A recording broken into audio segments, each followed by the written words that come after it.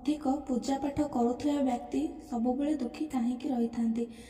ଆପଣଙ୍କ ମନରେ ଏପରି ପ୍ରଶ୍ନ କେବେ ଉଠେ କି ମୁଁ ଏତେ ପୂଜାପାଠ ଏବଂ ଭକ୍ତି ଭାବରେ ପୁରା ଲୀନ ହୋଇ ଭଗବାନଙ୍କୁ ଡାକେ, ତଥାପି ମୋ ସହିତ କାହିଁକି ଏପରି ଘଟୁଛି?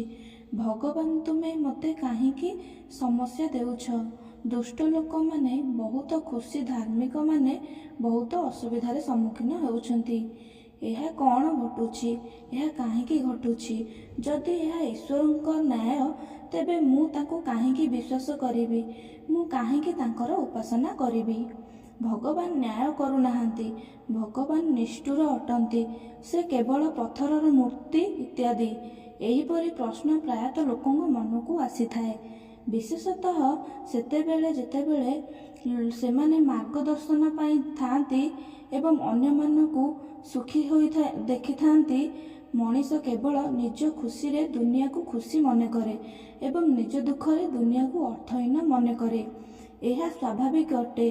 ଏଣୁ ଆପଣଙ୍କ ମନକୁ ଆସୁଥିବା ଏହି ପ୍ରଶ୍ନଗୁଡ଼ିକ ଆଜି ଏ କଥା ମାଧ୍ୟମରେ ସମାଧାନ କରିବାକୁ ଚେଷ୍ଟା କରିବା। ଏହି କଥାକୁ ଭଲ ଭାବରେ ଧ୍ୟାନ ଦେଇ ପଢ଼ିବେ ଏବଂ ଶୁଣିବେ। ବିଧୁକ ନାମକ ଗୋଟିଏ ତୀର୍ଥସ୍ଥାନ ଥିଲା। ନନ୍ଦଭଦ୍ରା ନାମରେ ଜଣେ ବୈଷ୍ଣବ ସେଠାରେ ରହୁଥିଲେ। ସେ ଜଣେ ଧର୍ମଚାରୀ, ସଦାଚାରୀ ପୁରୁଷ। ତାଙ୍କର ପତ୍ନୀଙ୍କ ନାମ କନକ ଥିଲା। ନନ୍ଦଭଦ୍ରା ଚନ୍ଦ୍ରମୌଲି ଭଗବାନ ଶଙ୍କରଙ୍କର ଜଣେ ମହାନ ଭକ୍ତ ଥିଲେ। ବିଧୁକରେ କପିଳେଶ୍ୱର ମହାଦେବଙ୍କ ପ୍ରସିଦ୍ଧ ଶିବଲିଙ୍ଗ ଥିଲା। ନନ୍ଦଭଦ୍ରା କପିଳେଶ୍ୱରଙ୍କୁ ପ୍ରତ୍ୟେକ ଦିନ ସକାଳେ, ମଧ୍ୟାହ୍ନ ଓ ସନ୍ଧ୍ୟା ସମୟରେ ଏହିପରି 3 ଥର ପୂଜା କରୁଥିଲେ। ସେ ନିଜର ଗୋଟିଏ ଛୋଟ ଦୋକାନ କରିଥିଲେ ଏବଂ ସେ ବହୁତ କମ୍ ଲାଭ ରଖି ନିଜ ଜିନିଷ ବିକ୍ରି କରୁଥିଲେ। ଗ୍ରାହକମାନଙ୍କ ସହ ସମାନ ଏବଂ ସଚ୍ଚୋଟ ବ୍ୟବହାର କରୁଥିଲେ। ସେ ଖରାପ ଦ୍ରବ୍ୟ ବିକ୍ରୟ କରୁନଥିଲେ, ଲାଭ ବି କମ୍ ରଖୁଥିଲେ। ଦିନ ସାରାରେ ଯାହା ପାଉଥିଲେ ସେଥିରେ ସେ ସନ୍ତୁଷ୍ଟ ହେଉଥିଲେ। ନନ୍ଦଭଦ୍ରାଙ୍କ ଜୀବନ ସନ୍ନ୍ୟାସୀଙ୍କ ଜୀବନ ଭଳି ଥିଲା। ସବୁବେଳେ ତାଙ୍କର ସଦାଚାର ସମ୍ପନ୍ନ ଏବଂ ସୁଖମୟ ଜୀବନକୁ ପ୍ରଶଂସା କରୁଥିଲେ। ନନ୍ଦଭଦ୍ରାଙ୍କ ପଡ଼ୋଶୀ ସତ୍ୟବ୍ରତ ତାଙ୍କ ପରି ବହୁତ ଈର୍ଷା କରୁଥିଲେ। ସତ୍ୟବ୍ରତ ବହୁତ ଦୁରାଚାରୀ ଏବଂ ନାସ୍ତିକ ଥିଲେ। ସେ ଚାହୁଁଥିଲେ ଯେ ଯଦି କୌଣସି ପ୍ରକାରେ ନନ୍ଦଭଦ୍ରାଙ୍କ କୌଣସି ଦୋଷ ପାଇଲେ ସେ ତାଙ୍କୁ ଧର୍ମର ପଥରୁ ହଟାଇ ଦେବେ। ନନ୍ଦଭଦ୍ରାଙ୍କ ବିରୁଦ୍ଧରେ ମିଥ୍ୟା ଅଭିଯୋଗ କରିବା ଏବଂ ତାଙ୍କୁ ସର୍ବଦା ଦୋଷ ଦେବା ସତ୍ୟବ୍ରତର ସ୍ୱଭାବ ହୋଇଯାଇଥିଲା। ଦୁର୍ଭାଗ୍ୟବଶତଃ ହଠାତ୍ ନନ୍ଦଭଦ୍ରାଙ୍କ ଏକମାତ୍ର ପୁଅ ଗୁରୁତର ଅସୁସ୍ଥ ହୋଇପଡ଼ିଥିଲା। ଏହାକୁ ନିଜର ଦୁର୍ଭାଗ୍ୟ ଭାବି ନନ୍ଦଭଦ୍ରା ଶୋକ କରିନଥିଲେ। ତାଙ୍କ ପୁଅ ପରେ ତାଙ୍କ ପତ୍ନୀ କନକ ମଧ୍ୟ ଗୁରୁତର ଅସୁସ୍ଥ ହୋଇପଡ଼ିଥିଲେ। ନନ୍ଦଭଦ୍ରାଙ୍କ ଉପରେ ବିପତ୍ତି ପଡ଼ିଥିବା ଦେଖି ପଡ଼ୋଶୀ ସତ୍ୟବ୍ରତ ବହୁତ ଖୁସି ହୋଇଥିଲା। ସେ ଭାବିଲା ନନ୍ଦଭଦ୍ରାଙ୍କୁ ଧର୍ମରୁ ଦୂରାଇ ଦେବା ପାଇଁ ଏହା ହେଉଛି ସୁବର୍ଣ୍ଣ ସୁଯୋଗ। ସେ ନନ୍ଦଭଦ୍ରାଙ୍କୁ ସାନ୍ତ୍ୱନା ଦେବା ଆଳରେ କହିଲା ଯେ ତୁମ ପରି ଜଣେ ଧାର୍ମିକ ବ୍ୟକ୍ତିକୁ ଏତେ ଯନ୍ତ୍ରଣା ଭୋଗିବାକୁ ପଡ଼ୁଛି। ଲାଗୁଛି ଧର୍ମକର୍ମ ସବୁ ଗୋଟେ ଛଳନା। ମୁଁ ଅନେକ ଥର ଭାବିଛି ଯେ ମୁଁ ତୁମକୁ କହିବି, କିନ୍ତୁ ସଂକୋଚବଶତଃ ମୁଁ ତୁମକୁ କହିପାରୁନଥିଲି। ଦିନକୁ 3 ଥର ପୂଜା, ଭକ୍ତି, ଧ୍ୟାନ ଆଦି କରିବା ସବୁ ବ୍ୟର୍ଥ। ଭାଇ, ଧର୍ମ ନାମରେ ତୁମେ ଏତେ କଷ୍ଟ କାହିଁକି କରୁଛ?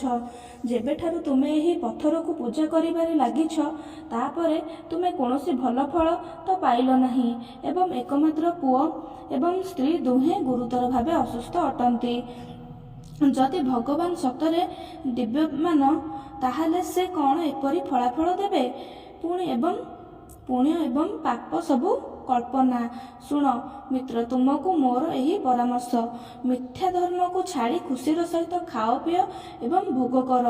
ଏହା ହେଉଛି ସତ୍ୟ। ସତ୍ୟବ୍ରତଙ୍କ ଉପଦେଶ ନନ୍ଦଭଦ୍ରାଙ୍କ ଉପରେ କୌଣସି ପ୍ରଭାବ ପକାଇ ନଥିଲା। ସେ କହିଲା, ବନ୍ଧୁ ସତ୍ୟବ୍ରତ, ତୁମେ ନିଜକୁ ନିଜେ ଠକୁଛ। କ'ଣ ଧର୍ମ ମାର୍ଗ ଛାଡ଼ି ପାପ ମାର୍ଗରେ ଯିବା ଲୋକମାନଙ୍କୁ ଦୁଃଖ ପଡ଼େ ନାହିଁ? ସେମାନଙ୍କର ପତ୍ନୀ ଓ ପୁଅ ଅସୁସ୍ଥ ହୁଅନ୍ତି ନାହିଁ କି? କେତେବେଳେ ଜଣେ ଧର୍ମଚାରୀ ଦୁଃଖୀ ହୁଅନ୍ତି, ଲୋକମାନେ ସହାନୁଭୂତି ଦେଖାନ୍ତି, କିନ୍ତୁ ଦୁରାଚାରୀ ପ୍ରତି କେହି ସମବେଦନା ଜଣାନ୍ତି ନାହିଁ। ତେଣୁ କେବଳ ଅନୁସରଣ କରୁଥିବା ବ୍ୟକ୍ତି ହିଁ ଠିକ୍। ଜଣେ ଅନ୍ଧ ଲୋକ ସୂର୍ଯ୍ୟଙ୍କୁ ଦେଖି ପାରେ ନାହିଁ, କିନ୍ତୁ ସୂର୍ଯ୍ୟ ତ ଅଛନ୍ତି। ଭଗବାନଙ୍କ ବିନା ଜଗତ ଚାଲିପାରିବ ନାହିଁ। ସତ୍ୟବ୍ରତ ତାଙ୍କୁ ପଚାରିଲେ, ଯଦି ଭଗବାନ ଅଛନ୍ତି ତେବେ ସେ ଦୃଶ୍ୟମାନ କାହିଁକି ହେଉନାହାନ୍ତି? ନନ୍ଦଭଦ୍ରା କହିଲେ ଯେ ଦେବତାମାନେ ଆପଣଙ୍କ ପାଖକୁ ନିଜେ ଆସି ଆମକୁ ମାନ ବୋଲି ଯାଚନା କରିବେ ନାହିଁ। ଏହା ବାର୍ତ୍ତାଳାପ ଏକ ଯୁକ୍ତିତର୍କରେ ପରିଣତ ହେଲା। ନନ୍ଦଭଦ୍ରା ଆଉ ବିବାଦ ଚାହୁଁନଥିଲେ, ତେଣୁ ସେ ସେଠାରୁ ଚାଲିଗଲେ।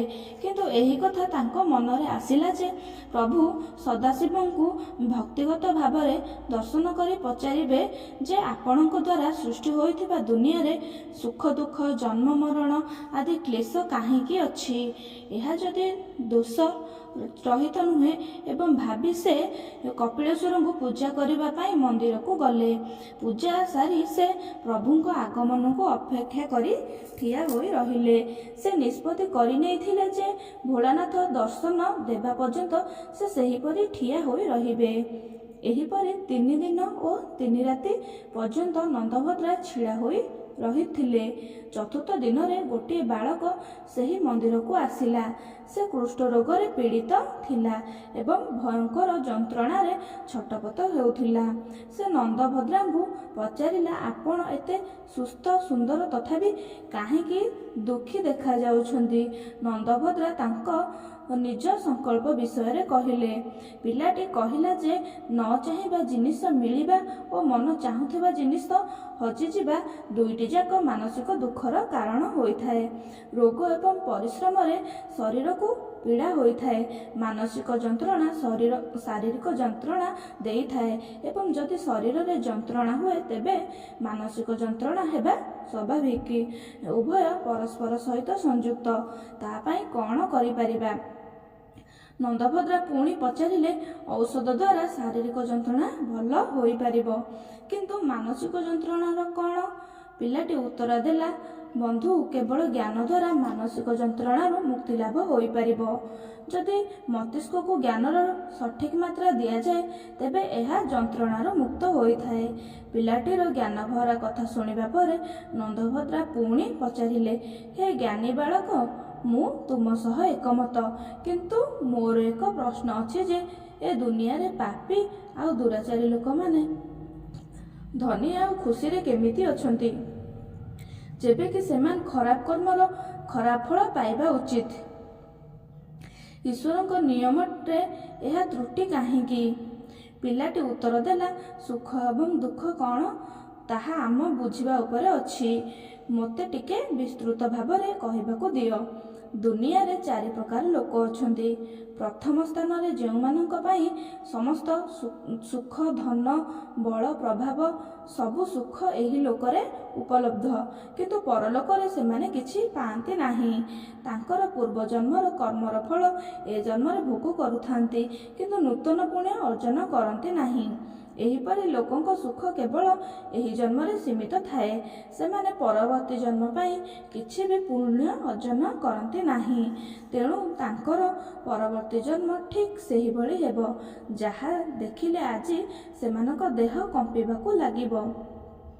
ଦ୍ୱିତୀୟ ପ୍ରକାର ହେଉଛନ୍ତି ସେହି ବ୍ୟକ୍ତି ଯେଉଁମାନେ ପରଲୋକରେ ସୁଖ ଭୋଗ କରିଥାନ୍ତି, କିନ୍ତୁ ଏହି ଲୋକରେ ତାଙ୍କ ପାଇଁ ସୁଖ ନଥାଏ, କାରଣ ସେମାନେ ପୂର୍ବ ଜନ୍ମରେ ପୁଣ୍ୟ ସଞ୍ଚୟ କରିପାରି ନାହାନ୍ତି। ଏହି ଜନ୍ମରେ ତପସ୍ୟା କରି ନୂତନ ପୁଣ୍ୟ ଅର୍ଜନ କରନ୍ତି ଏବଂ ତାର ଫଳ ପରଲୋକରେ ଭୋଗ କରନ୍ତି ଓ ସେମାନେ ପରବର୍ତ୍ତୀ ଜନ୍ମରେ ମଧ୍ୟ ସୁଖ ଭୋଗ କରନ୍ତି। ତପସ୍ୟା ଅର୍ଥ କେବଳ ଈଶ୍ୱରଙ୍କ ଉପାସନା ନୁହେଁ, ଏହାର ଅର୍ଥ କର୍ମ ସାଧନା। ସଠିକ୍ କର୍ମ କରିବା କୌଣସି ତପସ୍ୟା ଠାରୁ କମ୍ ନୁହେଁ, କାରଣ ଏ ସଂସାରରେ ରହି ଠିକ୍ ମାର୍ଗରେ ଚାଲିବା କୌଣସି ତପସ୍ୟା ଅପେକ୍ଷା ଅଧିକ କଷ୍ଟସାଧ୍ୟ ଅଟେ।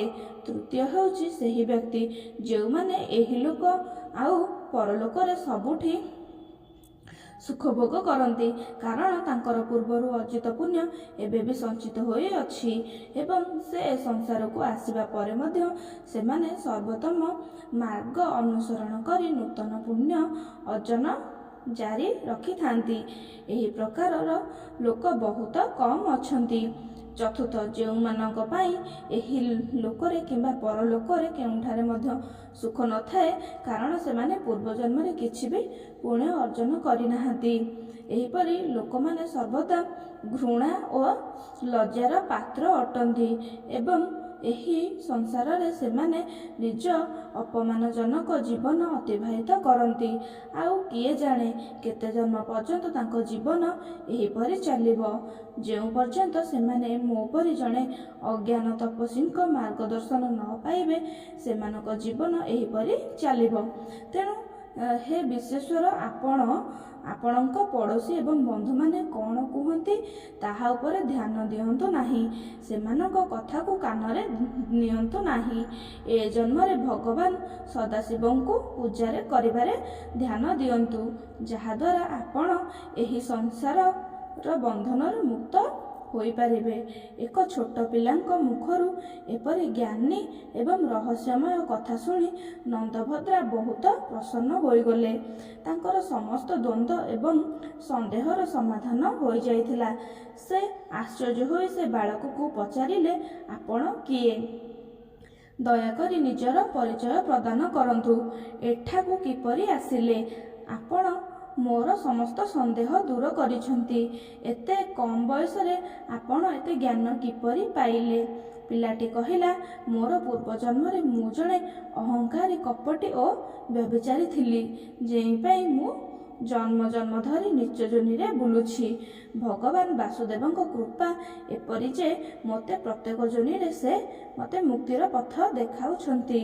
ସେ ହିଁ ମୋତେ ମୁକ୍ତି ପାଇଁ ଏ ଜନ୍ମରେ ଆପଣଙ୍କ ନିକଟକୁ ପଠାଇଛନ୍ତି। ବର୍ତ୍ତମାନ ମୁଁ 7 ଦିନ ପରେ ଏହି ତୀର୍ଥରେ ମରିବି। ଦୟାକରି ଆପଣ ମୋର ଅନ୍ତିମ ସଂସ୍କାର କରିବେ। ବିଶ୍ଵେଶ୍ୱର, ବୟସ ସହିତ ଜ୍ଞାନର କୌଣସି ସମ୍ପର୍କ ନାହିଁ। ଯାହାକୁ ଜ୍ଞାନ ପ୍ରଦାନ କରିବାକୁ ଥିବ ଏବଂ ଯାହାକୁ ତାଙ୍କ ଭକ୍ତମାନଙ୍କୁ ଜାଗ୍ରତ କରିବା ପାଇଁ ଏକ ମାଧ୍ୟମ ଭାବରେ ବ୍ୟବହାର କରିବାକୁ ଥିବ, ଈଶ୍ୱର ତାଙ୍କୁ ବାଛି ନେଇଥାନ୍ତି। ସେ ବ୍ୟକ୍ତି ଯେ କେହି ବି ହୋଇପାରେ। ମୋ ଭଳି କୁଷ୍ଠ ରୋଗରେ ପୀଡ଼ିତ ବ୍ୟକ୍ତି ମଧ୍ୟ ଏହାକୁ ସହଜରେ ଗ୍ରହଣ କରିବା ଉଚିତ ଏବଂ ଯିଏ ଜ୍ଞାନ ଦିଏ ସେମାନଙ୍କ ପ୍ରତି ଭଦ୍ର ଏବଂ ସର୍ବଦା ନମ୍ର ହେବା ଉଚିତ। ଏହା କରିବା ଦ୍ୱାରା ଭଗବାନ ଆପଣଙ୍କୁ ସର୍ବଦା ଜ୍ଞାନବାନ ରଖନ୍ତି ଏବଂ ମାର୍ଗଦର୍ଶନ ପାଇଁ କାହାକୁ ନା କାହାକୁ ନିଶ୍ଚୟ ପଠାନ୍ତି। ଏହା କହି ପିଲାଟି ସୂର୍ଯ୍ୟମନ୍ତ୍ର ଜପ କରିବାକୁ ଲାଗିଲା। କୁଷ୍ଠ ରୋଗର ଉପଶମ ପାଇଁ ସୂର୍ଯ୍ୟମନ୍ତ୍ର ଜପ କରାଯାଏ। ଭଗବାନ କୃଷ୍ଣଙ୍କ ପୁତ୍ର ଶାମ୍ବା ମଧ୍ୟ ସୂର୍ଯ୍ୟଙ୍କୁ ପୂଜା କରି କୁଷ୍ଠ ରୋଗରୁ ମୁକ୍ତି ଲାଭ କରିଥିଲେ। 7ମ ଦିନରେ ପିଲାଟି ନିଜ ପ୍ରାଣ ତ୍ୟାଗ କରିଥିଲା। ନନ୍ଦଭଦ୍ରା ବିଧିପୂର୍ବକ ତାଙ୍କର ଶେଷକୃତ୍ୟ ପାଳନ କରିଥିଲେ। ନନ୍ଦଭଦ୍ରା ଜୀବନର ସତ୍ୟ ଏବଂ ଅର୍ଥ ବୁଝି ସାରିଥିଲେ। ସେ ଶେଷ ଜୀବନ ଭଗବାନ ଶିବ, ଭଗବାନ ସୂର୍ଯ୍ୟଙ୍କ ଉପାସନାରେ ଅତିବାହିତ କରିଥିଲେ ଏବଂ ଶେଷରେ ଜୀବନ ଓ ମୃତ୍ୟୁରୁ ମୁକ୍ତି ପାଇ ଭଗବାନ ଶିବଙ୍କୁ ପ୍ରାପ୍ତ କରିଥିଲେ। ଆଶା କରୁଛି ଯେ ସ୍କନ୍ଦ ପୁରାଣର ଏହି କାହାଣୀ ଆପଣଙ୍କ ମନରୁ ଅନେକ ସନ୍ଦେହ ଦୂର କରିଥିବ ଓ ଜୀବନରେ କେଉଁ ପଥ ଅନୁସରଣ କରିବା ଆବଶ୍ୟକ ସେ ବିଷୟରେ ଆପଣଙ୍କୁ କିଛି ସୂଚନା ମଧ୍ୟ ମିଳିଥିବ। ଜୀବନର ମୂଲ୍ୟବାନ ରହସ୍ୟ ପୁରାଣର କାହାଣୀରେ ସୁନ୍ଦର ଭାବରେ ବର୍ଣ୍ଣନା କରାଯାଇଛି। ଏହା ହେଉଛି ଆଜିର ଅମୃତ କଥା। ଆଜିର କାହାଣୀକୁ ମୁଁ ଏଇଠାରେ ସମାପ୍ତ କରୁଛି। ଯଦି ଆପଣଙ୍କୁ ଭିଡ଼ିଓଟି ଭଲ ଲାଗୁଛି ତେବେ ଭିଡ଼ିଓକୁ ଲାଇକ୍ କରନ୍ତୁ ଏବଂ ଚ୍ୟାନେଲକୁ ସବସ୍କ୍ରାଇବ୍ କରନ୍ତୁ। ରହିଲି, ନମସ୍କାର।